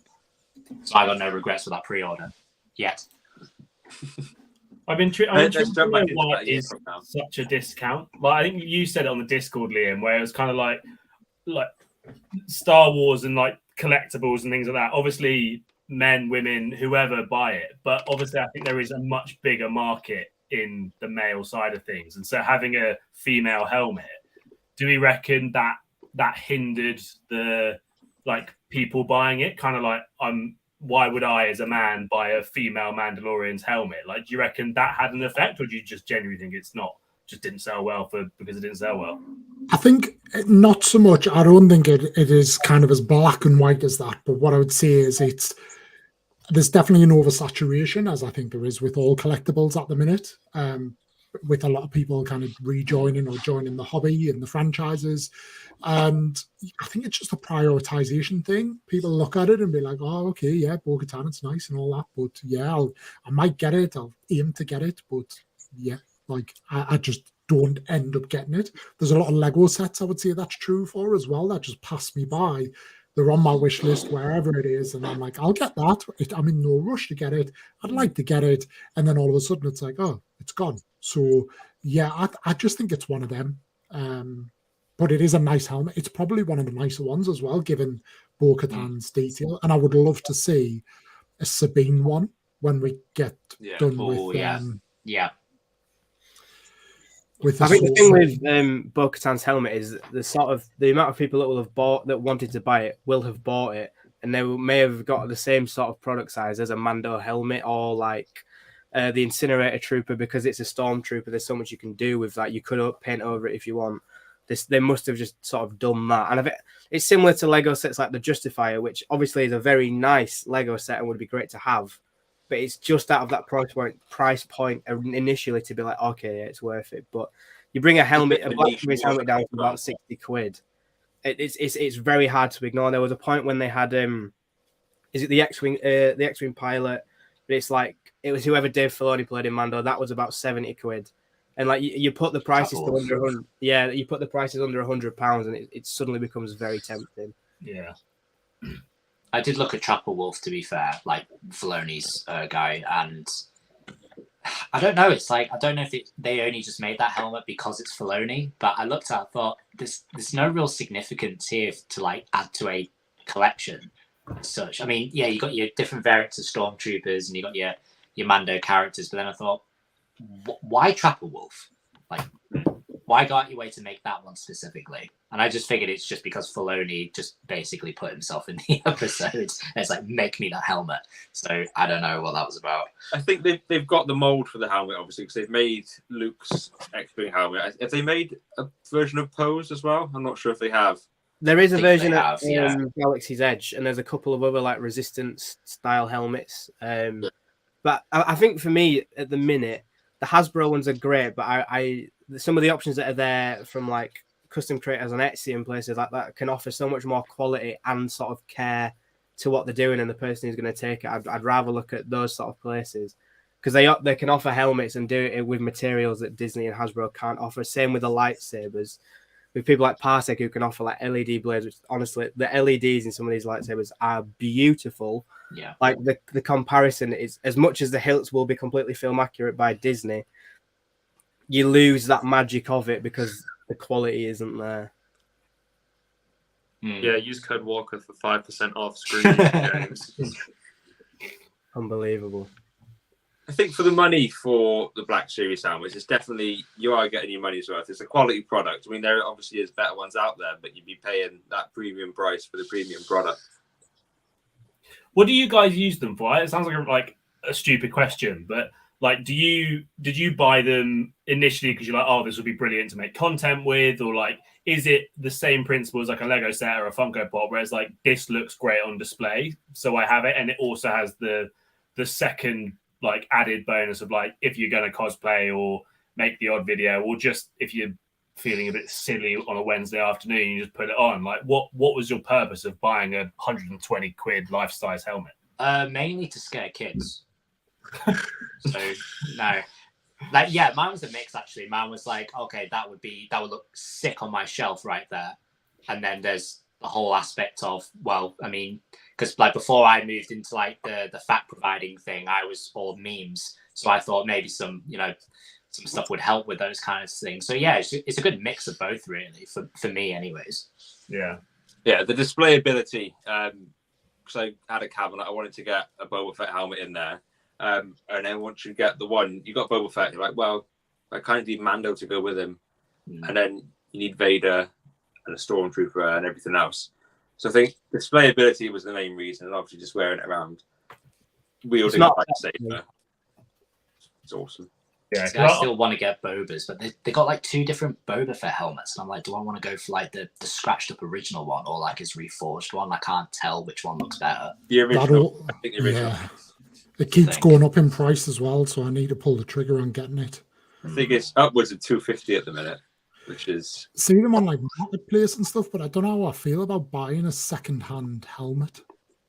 My Vader one was second-hand. I got it used because I want to destroy it, so I didn't want to pay for a full one, and it's fine, you know. I know there's... Apart from that weird odor on the inside. Apart from that weird odor that's coming from the inside of it, everything's fine. No, it was perfect. It had only been used on display, so no snot on the inside or anything. I think for what you're doing it for, like what you're going to be using it for, which is basically what, taking a sledgehammer to your helmet. I think like it's good for it being secondhand. How much did you pay for it, Harvey? I paid £75 for this one. That's pretty good. Yeah, because I bought my first helmet because I getting my mug out on TikTok. I was like, having myself in front of a camera, albeit hiding my face, just opened up so much more content for me, and so that's why I bought my first helmet. And it was it was a Hasbro Marvel Gaming Punisher Iron Man crossover helmet, and it looked a bit odd. It was cool, but it looked odd. Whereas now, like, I've got the Mandalorian helmet and the Iron Man helmet, and I just feel like having like a nerdy room and like post like art on the wall and different prints and stuff on the wall. I feel like just the crisp, life-size Mando helmet and Iron Man helmet just look so good and kind of like almost grow up the display a little bit. Kind of it takes it adds to the kind of the kiddiness of the Lego and the Funko Pops, and just adds this kind of grown-up dynamic to it. Like the way you've got yours in the background, James, like my mum wouldn't be seen dead with that, but like the way it looks on your like decor looks awesome. Like it looks like grown up, but also shows the nerdy side of stuff. Yeah, it's hard to like get that mentality out, because I think from everybody when we were younger and kids, you were kind of like restricted to having all your nerdy shite inside your room only. And I had that mentality of, I'm going to keep all my Funkos or my helmets in my bedroom. And I thought, I have my own house. Why am I doing that? So it's kind of just helping to integrate everything into basically your living space. I mean, I've got my sabers on display in my living room, just across the room from me. And then that was just like a whim to sort of see how they look good there. Yeah. But yeah, it's good when you can just integrate it into your whole home, because it really just, I think it helps. I think it just brings everything out and just brightens up everything. Can anybody answer this? Yeah, you can either keep it on there or take it off. I've not used mine, to be fair. Yeah, I display mine without the torch, but it does come with one. I thought I had seen it. Is it? I'm assuming it's a working torch. Say that again? I'm assuming it's a working torch. It's like a battery torch. Cool. I keep mine off though, because it doesn't quite look screen accurate and it bugs me. I think it's the life cycle of a collector though, as well. Like you get into collecting something and you're like, holy shit, I need to buy every single version in every different color, in every size. And then suddenly you've got this room full of like, I'm looking up because I have done this. I've got like 20 Lego sets that should fit on a shelf that would fit 5. And it's like, well, now I've got to take it back. And you sort of, you have your own collection and feel like, oh, well, how can I make this me, but also the things that I love? And it's learning where to strip it back.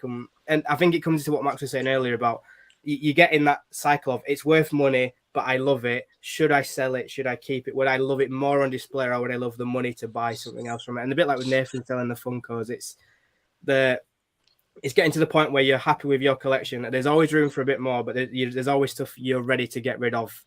Not because you don't like it, just because you would rather, there could be something better around the corner. Yeah, collecting things like you can build up a nice collection of stuff. When you get bored of it, you can sell it. If you want something new, sell something old. It's as easy as that. Yeah. Bosh. I'm there again in Lego. I think I'm ready for another clear out, but I'm struggling to clear stuff out now. What was that? Conscious of time, but Betty, do you want to bring us home? Yes, I'm here to cuss out half of TikTok. Wait. Good evening and welcome to my TED Talk. I am here to cuss out half of TikTok. Not intentionally. Actually, that's a lie. It is intentionally. My segment of the week is the hot take. I'm going to say something slightly controversial that I agree with, and I'm going to see your guys' opinions on it in the comments as well. So, we're all content creators, and my hot take actually involves 2 people that are currently in this podcast using those said apparatus. The wired Apple headphones as a microphone.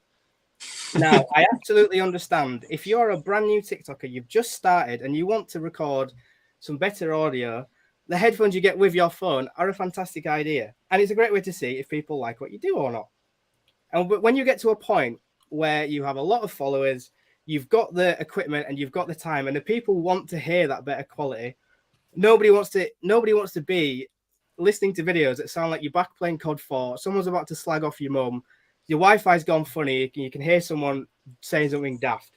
So it's time for content creators that are serious to just go on Amazon and buy a nice little condenser microphone or a lapel microphone for £40. Because if you're genuinely serious about content creating, you want your content to be as good as possible without... Betty isn't a bit of a mad one. I think it's because of my background. I like content to be very crisp and clean. And the conversations we've had behind the scenes about the podcast, I have been very like that because I'm a little bit of a perfectionist. But, and that's the great thing about TikTok is it's trial and error. A bit like losing your virginity, except that you will fuck up the first time when you use a brand new microphone. Unless your uncle's been there before and he'll probably help you out. Digress. The topic is, to summarize, content creators of large followings should use proper microphones. James, the floor is yours. The prosecution rests your honor. Speak into your microphone, please. So first of all, who the fuck do you think you are? Someone with a proper microphone. I wish I could afford one. Actually, no, to be fair, you can get some pretty decent ones for about, what, 50 quid? Something like that? Essentially, yeah. Actually, if you will sell out, sign up for TikTok Shop, request a free sample, they'll send you one, go live, tag it in the bottom of the video. That's all you need to do. Is that it? Yeah, that's what me and Harvey did to get them massive green screen studios things. He did a video and I just went live, stood in front of a green screen. Is that all you got to actually do then? You just got to like advertise and say, look, this is cool. And then they're like, Just okay, do here one it is video. for free. Yeah. One You could video. probably even see it shite and like just do a review. Yeah, they don't care. Yeah. Are those mics actually any good though, or are they Chinese knockoff shite? Well, isn't everything Chinese? Yeah, So it's true. like, it's yeah. But essentially, the point is that everyone should want their content to be as good as possible, and the better. If there is an audience there for the audience, want the best thing possible from them. So to give them that, you can do things like upgrade a camera. But I think, especially with the way that video and content and attention works, is you've got so many points of contact with someone. If your sound is fucked, people will probably scroll along. If your camera quality is pretty gash, people are going to scroll on. So it's having like a nice medium to then get to Beth. I am still going to get into a point where you can then just take it that little step higher, and then hasta la vista, Bob's your uncle. So can I throw out just not a disagreement, but just an argument, playing devil's advocate? Yeah. As a fellow content creator, and we've all been through it, and we moan about views and blah blah blah, and it feels like the polished videos are less successful now, and it's more like in the moment kind of. So I'm not saying specifically about the headphones and all of that, because obviously you can get some decent stuff. I think sometimes it's the worry is there's so much to choose from. It's quite daunting to go where to go. But I just think also one from a self-esteem perspective, because there's nothing worse, Max, you were talking about before we went live, putting hours of like editing time in for it just to do nothing. But then you just see like very in the moment, but then what that tells me is there's kind of almost like a passion in that.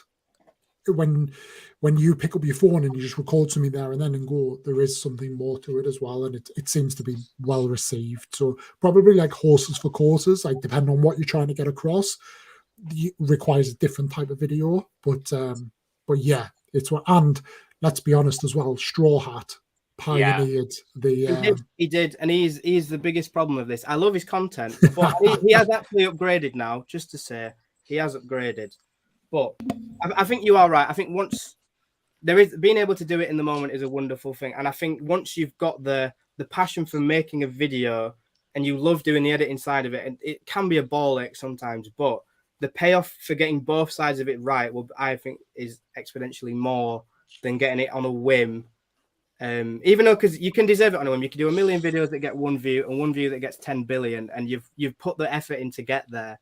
It's the putting the procedures in place to always sort of bump your content up to a certain standard for yourself and for people. To be fair, I get where you're coming from in the sense that like I go through kind of swings and roundabouts with content where I'm like, sometimes I just want to pick up my camera, film something in my room, little talk over, and it will go online and it will just randomly get 20k views or whatever. Yeah. And then I'll put hours of effort and it'll be a video that I'm really proud of, and the quality's there, the editing's there. But for some reason, I can't get past, if that then doesn't get the views that I wanted it to get, I can't bring myself to like that video. But I'm kind of like, oh, well, that must have been a shit video then if it's not done well. And I think there is with TikTok, there is such a small barrier for quality. Like if your video quality wise is dog, crap sound, crap video, it's not going to do well. But then if it's just like a basic level of good quality, i.e. you've got lighting and you can hear what words are coming out your mouth, then I feel like that TikTok won't care whether you've got that level of quality or like a full on like Adobe level, Photoshop level editing. I feel like TikTok's not really the platform that rewards that. I agree. You're muted, Liam. It's like the work meeting all over. Sorry, guys. I was talking on mute. I think what makes it even more frustrating and just more confusing is that if you make a video in CapCut or whatever and then drop it across Reels, TikTok, and Shorts all at the same time, they perform absolutely differently, and it's the same video. So, like when you're trying to figure out what works, you can't, and that's probably. And I get that the algorithms are different and all of that, but yeah, it's painful. It's painful. Chuck it out of the chat, actually, just whilst we're chatting away. But does anybody have any particular, when you're watching people on TikTok or whatever you watch your content on, does anybody have any particular content creator pet peeves? Like what you see people doing and you think like, should sort that out? And then we can discuss them as well if you've got any as well. Sorry, Betty. No, and I think you're absolutely right in the sense of that the algorithms change so much for different places. But then I think a big turning point for me was where I decided that and this isn't me being on like my high horse, it was just that I wanted to make sure I loved my videos, which meant that the numbers at the end, although it is a nice factor to back that up, I'd already got my completion by seeing, like, having a finished video. I'm sure it's a bit like a film director shouldn't make films just to get awards. They should make it because they love making films. And again, different strokes for different folks. If your content is a different style to that, where so like James, for example, you are interacting with a community that isn't going to be. I'm sorry to hurt you. It's not going to win any Oscars for cinematography. You know what I mean? It's a different style. Wow. Should we leave the room, lads? Yeah. I could have said Nathan. I could have said Harvey. I could have said Liam. But you didn't. Did you? But you didn't. I've got a cough. That's how loud I've been talking. But essentially, I've lost my train of thought. Good. You just did.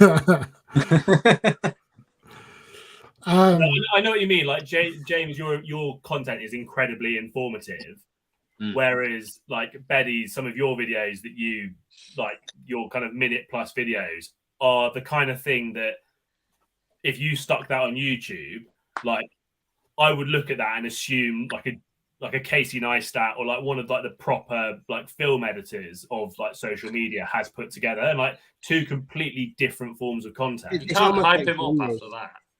It's like genres essentially. Like you have your genres of like, I like doing things where I've got lots of clippy, fast like things like that. But then you wouldn't want that from something like a Reddit forum where you want to learn about something. And I think that's TikTok is essentially a platform that has different forms of social media in that. And you know, there are content creators that some people don't like in here, but there's the style of content where people get their news just from reading text above someone's head. Or you learn your information about Max has got the point. You learn your information about every day through those different formats, and some people just upload clips of like, I don't know, Jeremy Kyle, and they absolutely bang. And I will sit there and watch like 48 parts of a Jeremy Kyle episode. The place in there. Exactly, and like the two videos in one, like you say, the Family Guy and then a Joe Rogan podcast with someone saying something quite extreme. But like there is so many different genres within content. I just sort of think if you are going down I want to project myself, have a nice microphone and don't get a cough when you're talking about sound quality. Does anybody else pet peeves? Is there anything that stands out for anyone? I think one of mine, and I guess it might not be a pet peeve per se, but it's more a fucking gripe. Yeah, a gripe, but it's as a result of what kind of content is on TikTok. Like TikTok has just murdered the like attention span of anyone from the age of 12 to 30. And I'm guilty of it too, whereby like if you've not hooked me in the first 3 seconds, I'm gone. And like it's when like a video will come up on my For You page and it's like it's in a niche and a topic that I could be interested in, but I've got to sit through 20 seconds of bollocks to actually see what you're saying. And like, not least when it's not one of the TikToks that qualifies for the slide bar. Like, if it's a longer TikTok, I will move it to the middle and just hope that I've got to the point. If I don't have that option, I'm gone. And it's you actually do have those people that have created their accounts specifically for those, because it's like if it's taking you a full 3 fucking minutes to say nothing, and it's like, follow me in part 2. Yeah. And it's like, oh my God, I bought this box. I don't know what's in this box. It's like, and like it cuts immediately to this guy goes, he opens up and inside's a raccoon. Follow me so you don't have to see a part 2 ever again. So that's the kind of content creator. Like, I appreciate that side of things. It's just hilarious. Yeah. I love, like, the one thing I do love about TikTok is whenever there's a trend, there's almost like an anti-trend to it. Like I saw a skit of like a girl walking through a shopping mall and just like loads of people almost like zombified walking up to them, be like, would you like $10? I'll double it and give it to the next person. Then the next person was like, $10 or the mystery box, or what song is it? And there were like zombies like all over. And then somebody came in and was like, come on, you've got to run. And it's like when you see it in that way, then you realize like how everybody is just like jumping on anything that is almost trendy for views. I was saying to Nathan yesterday, I was like, within the Lego and like our community of TikTok, as soon as I've seen one other person within our niche do an idea, it's out of my drafts. And yeah, same. Like, as soon as like one of the new viral sounds is done, I'm like, what can I add to that other than just doing the same video but with my Millennium Falcon? Because all it ever is like, especially for us, is like, I said I wouldn't spend any more money. Yeah, I bought more Lego. Like that's like it's tough. It's tough. I remember it was, so everyone knows the clip of Prince Harry talking about his penis oscillating. Yeah, I knew straight away that I needed to be quick on that, because if someone else did it, stood there holding a Lego set, there's no point for anyone else to do it. So it's almost like you sack off your uploading times, and you've just got to like commit to it there and then if you see it. But then I wish like I had the creativity and probably time of someone like Preston Builds, who was here earlier. Give us a shout if you're still here. But he has this uncanny ability to just find a sound.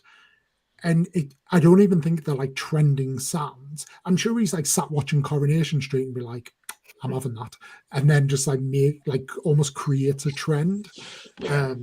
And I just think, I wish I had the energy for that. I'll just put mine out there because I've shared this with you, but I'm going to put it out there into the nerd sphere. Mine is when you can stitch and scroll down to like 1 second of the first second of somebody's video. And when you watch that 1 second, they still haven't said a word. When people don't realize to like chop the silence off the bit, to your point, Max, like if you haven't captured my attention. And then I think the follow-up to that is where you really like, you don't tell me the point in that first, like, whatever you're saying. Like, I don't want you to say hello to me. I don't want you to ask me how I'm doing. Like, I don't want all of that. I want you to be very clear what your name is. Exactly. Just straight in. Like, what's your point? But yeah. But I'm conscious of that with my editing. Like whenever I'm like cutting from one clip to another, like I'll pre-record like myself talking, and I'll go. I will literally cut the 0.3 milliseconds off of that video just so that it literally sounds straight into the next clip of me talking. Because I'm like, I know that if there is a half a second pause, that's enough for someone to go, that was enough, move on. Yeah. No, I agree. I've even got to the point where, especially since TikTok introduced it, which has probably been for a year, like if you take a breath between sentences, like split that and trim some of the fat off that. Yeah. And then I've even started toying around with speak, because Americans like have this ability, and obviously it's the Americans that always go viral, but they have this super cool ability to talk really fast and really clear, and it's all, I just can't do that at pace. So I've started like speeding my videos up to like 1.2. So it's kind of like, it just doesn't stop. But yeah, it's... You've almost got to essentially hurdle over yourself. Like when I've edited it and you want that fast pace, you've got to almost cut off the last millisecond of the word and of the last word and the first bit of the first one, because you almost want to cause the anticipation of you waiting for them to actually get to the end of their sentence. Yeah. Exactly. Any others? Does anyone want to take a free shot of me because I've just sat here and slagged off Apple iPhone mic users for the past 20 minutes? Not this week, but James is coming back next week with a full-on PowerPoint presentation. On Betty. Here's why Betty's hat is shit. So. It's better than what's underneath. That's all I can say. It is indeed. That was fun, lads. Time's absolutely blown away. We have got 2 segments that we haven't covered, but we're not going to cover them. We'll cover them next week. So Max was going to cover sport. But yeah, we'll cover that next week. And then I was going to cover gaming, but again, like it was just there if we needed it. So yeah, we'll look next week. At some point, I want to do a segment on, is Lego Talk dead? And ask that question, but we'll... That'll be fun. Yeah, I've got opinions on it. Can't wait for Betty to get on that one. Maybe I'll do that next week. But to you lot who are watching, thank you very much for sticking with us. This is a grand success for what we thought. I mean, I think about like 70% of our subscribers have actually watched, so that is grand. So thank you for sticking with us. Hope you enjoyed. I dropped the link earlier on for the Discord in the chat, but it's probably disappeared now or it's gone. So, but if you want to join our, there we go. I'll drop it again. So, if anybody would like to come and join our Discord and help us kind of forge out some of these segments, feel free to do so. The link there is in the chat. It'll bring you straight in. Join the Discord, and yeah, we'll just kind of keep working on this week on week. Sometimes it'll be some, sometimes it'll be others and all that, but hope you enjoyed it. If you join the Discord, I would very much we are very much open to criticism and want to know what you guys think and what feedback do you want, because if you've been sat here for the full hour and 50 minutes, I'm very happy and we're very happy that you have been, but you will be the best people to tell us what can we do next time to make it even better for you and for potential new listeners. Indeed. Well said. Harvey, you haven't said anything for a while, so I'll come to you first for final word. I'm tired. And I've got 4 hours of uni work to do now, so ready for tomorrow morning. Awesome. Enjoy. But yeah, it's been great. Thank you, everybody. Next week it'll be on a proper microphone, and I will. I think I'll get a webcam for my PCs because the camera on it's wank. So, and then I can actually set it up at a decent angle instead of fiddling about the whole time trying to not look like disgusting. Nobody noticed, Harvey. It was quite cool. Yeah, I did keep it low key. That was going to be Betty's gripe next week. Gripe next week. Yeah. So Betty, final word. Grilled cheese. That was 2 words. It's fine. I'm game for a grilled cheese. Max. Just if you're watching on a replay or you're watching live, leave comments in the thing and we'll try and get to them in the next episode. Give us talking points. Good shout.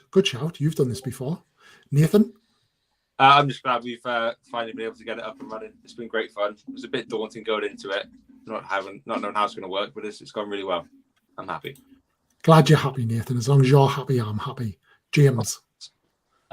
Judge us in the greatest way possible. That's it. Just how dark was that? Just the greatest way possible in Discord. Say what you thought was shit.